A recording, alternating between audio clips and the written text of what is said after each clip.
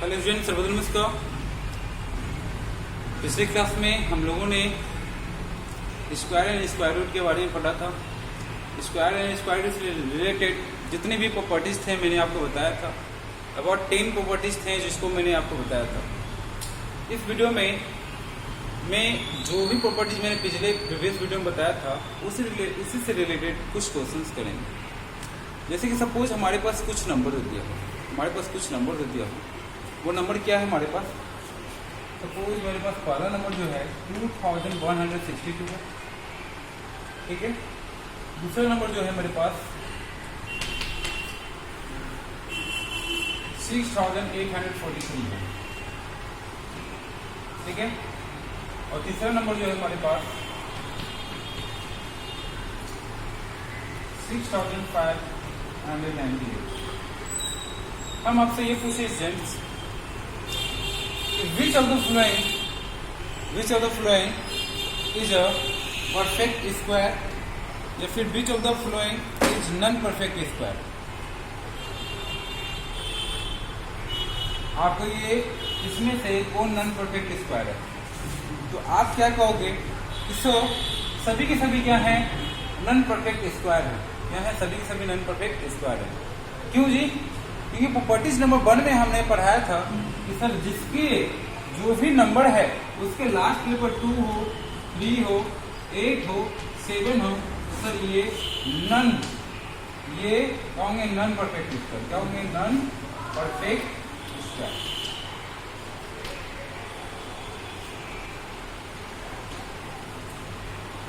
है ना, ये क्या होंगे? अपने नॉन परफेक्ट स्क्वायर है। बिकॉज इसके लास्ट प्लेस में क्या है, ये 2 है, यहाँ क्या है जी 3 है, क्या है 8 है। यही कारण से ये क्या होगा, मेरे पास ये परफेक्ट स्क्वायर नंबर नहीं होगा। अगर हम बात करें एक छोटा सा सिंपल और इससे भी छोटा लें, तो मैं बात करता हूँ 4th में 22 है, ठीक है। इसकी बात करूंगा तो 33 है, ठीक है। ये परफेक्ट स्क्वायर होगा? नहीं, ये परफेक्ट स्क्वायर नहीं होगा स्टूडेंट्स, क्योंकि इसके लास्ट में क्या था, 2 था, 3 था, 7 था, 8 था। अगर ये रहेंगे लास्ट प्लेस पर तो we can not say this is a perfect square, because we know that the number exist ones place 2, 3, 7 और 8, that is a non perfect square number. Okay, now let's come on this other question.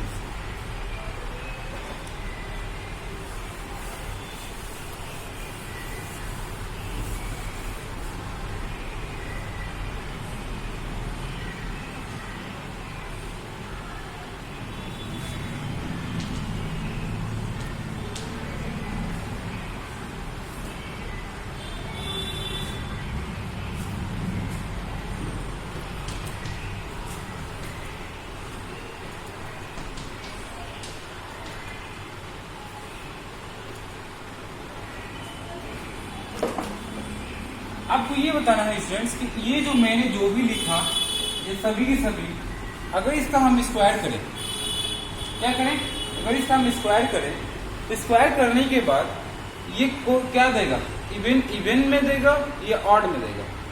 ये even number में square देगा या odd number में square देगा, ये आपसे ये पूछा जा रहा है।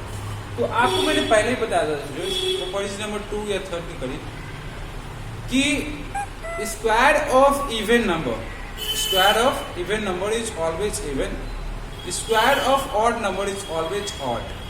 So look at here, 523 and 43 and 13, these all are the odd number. If they all are the odd number, the square of these number are also odd,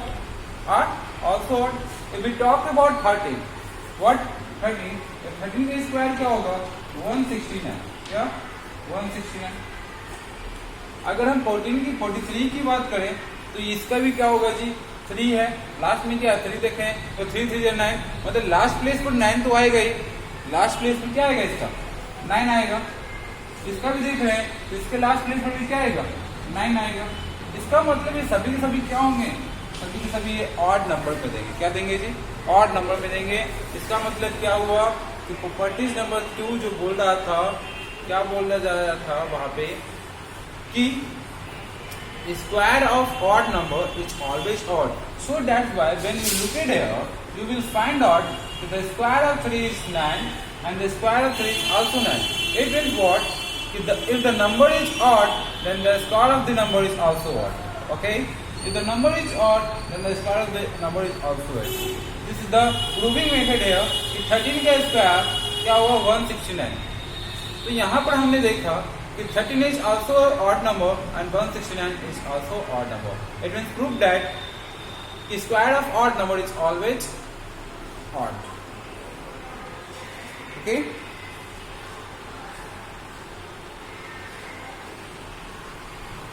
If we talk about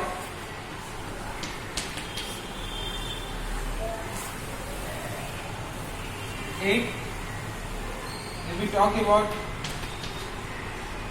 24, तो ये 8 है 24 है. Okay same. अगर मैं बात करूं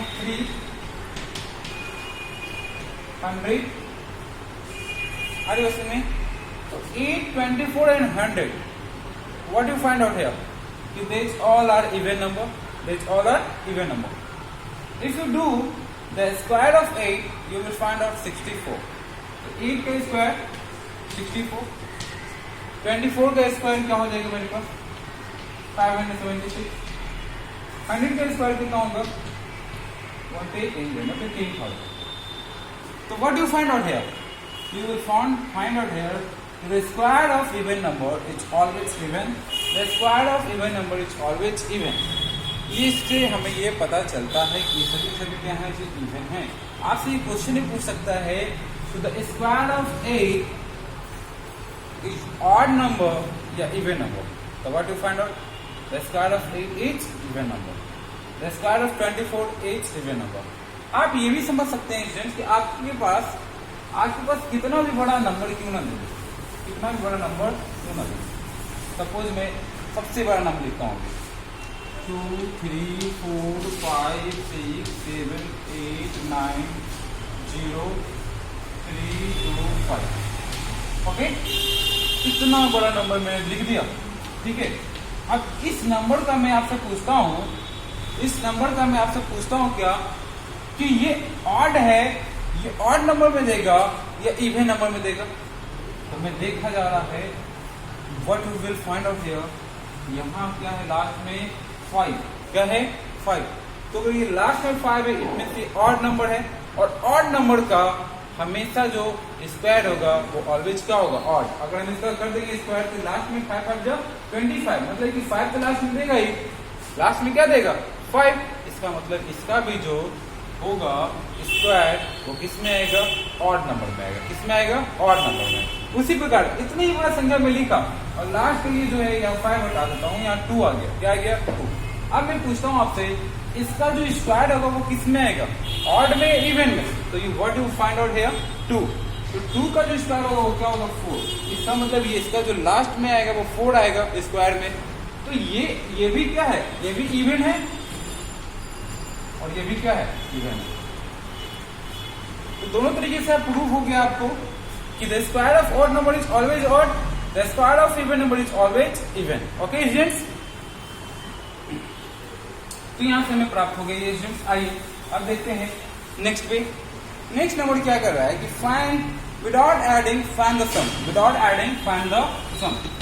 आपको दे दिया स्टूडेंट्स की 1 + 3 + 5 + 7 + 9 है ना + 11. बिना एडिंग किए इसका क्या करना है आपको सम निकालना है. तो मैंने लगता है कि प्रॉपर्टीज नंबर 8 या 9 के करीब 8 के करीब यस प्रॉपर्टी नंबर 8 में मैंने आपको बताया था कि the sum of first n number of odd number, sum of first n number of odd number is equal to n square. Is equal to n square. मैंने कल क्या था कि sum of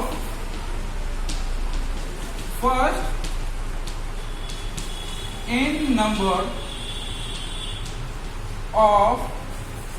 of odd number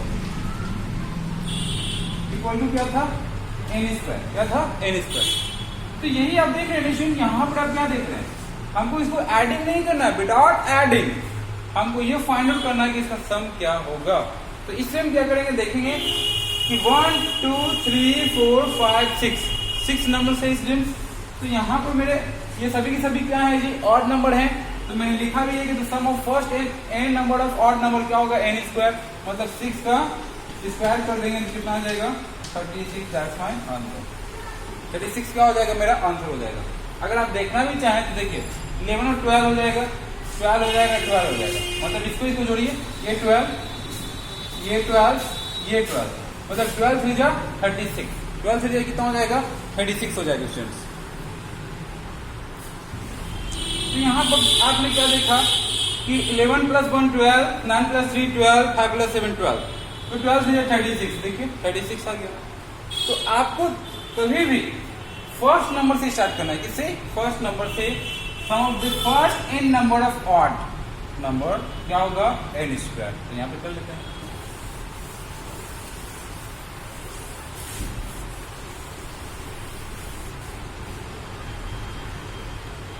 फिर मैं लिखता हूं 1 + 3 + 5 + 7 + 9 + 11 + 13 + 15 + 17।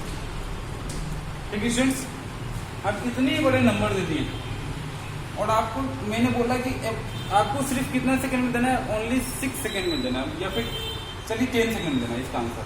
इसका सम कितना होगा, तो आप क्या करोगे, 1 2 3 4 5 6 7 8 9, कितना आ गया, 9 आ गया ना, 1 2 3 4 5 6 7 8 9। तो 9 का क्या हो जाएगा स्क्वायर, कितना हो जाएगा 81, इसका आंसर क्या हो जाएगा 81, इसका क्या हो जाएगा आंसर हो जाएगा।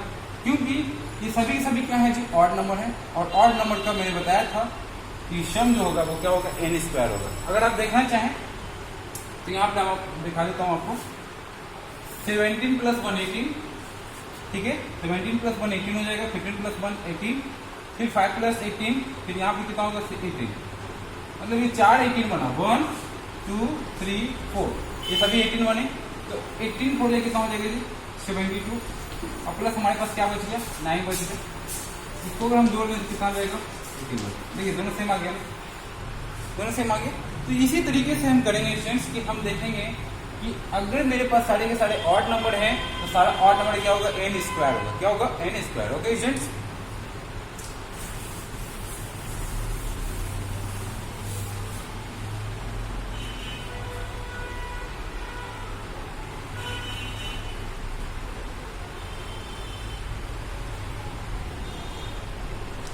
अगर मेरे पास क्वेश्चन आ गया पहला 64 each is the sum of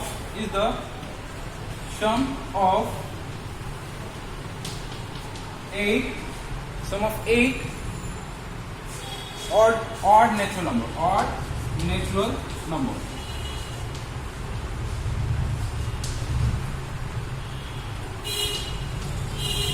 तो हमें बताइए वो नंबर क्या है, एक्सप्रेस करना है वो नंबर क्या क्या हो सकते हैं। तो यहाँ पर वो नंबर क्या होंगे स्टूडेंट्स, 8 नंबर ना है तो 1, मतलब क्या होगा 1 + 3 + 5 + 7 + 9 प्लस कितना हो जाएगा 11 + 13 + 15। तो ये कितना गया थी 1 2 3 4 5 6 7 8 नंबर आ गया। अब इन 8 नंबर का सम कितना आ जाएगा मेरे पास 64 आ जाएगा। कैसे देखते हैं 15 + 1 16, 3 + 13 16, 5 + 11 16, 7 + 9 16, मतलब कि 4 पेयर बना। कितना पेयर बना स्टूडेंट्स 4 पेयर बना। और 4 पेयर बना मतलब कितने का 16 का 4 पेयर, तो 16 4 कितना हो जाएगा 64 हो जाएगा। तो मेरा ये आंसर हो गया। ओके स्टूडेंट्स, इस तरीके से हम बनाएंगे। तो और भी क्वेश्चन हम नेक्स्ट वीडियो में चलेंगे स्टूडेंट। अभी के लिए इतना ही। और सभी लोग आप क्या करेंगे, जितने भी मैंने प्रॉपर्टीज को बताया है आपको सारे प्रॉपर्टीज को अभी याद रखेंगे, because this is not in your 8th class but also in your daily life. जैसे कि अगर आप हायर क्लासेस में जाओगे तो अगर आपको ये प्रॉपर्टीज आपको पहले से मालूम हो गई तो आपको सोल्यूशन करने में बहुत ही ईजी हो जाएगा। इसलिए आप क्या करिएगा, जितनी भी प्रॉपर्टीज मैंने बताया सभी प्रॉपर्टीज को आपको याद रखना है। और साथ ही साथ मैंने बताया था कि अभी जो स्थिति है वो बहुत अच्छी स्थिति नहीं है। सभी जगह कोरोना वायरस के प्रकोप हमें देखने को मिल रहे हैं। इसलिए हम सभी को जागरूक होना पड़ेगा अपने हेल्थ के प्रति, अपने समाज के प्रति, अपने फैमिली के प्रति। इसलिए हम सभी लोग मास्क का प्रयोग करें, है ना। कहीं भी अगर बाहर निकलें तो मास्क का प्रयोग करें, सैनिटाइजर लेकर निकलें, कहीं भी भीड़ भाड़ इलाके में मत जाएं, जैसे कि आप संक्रमण से घिरे।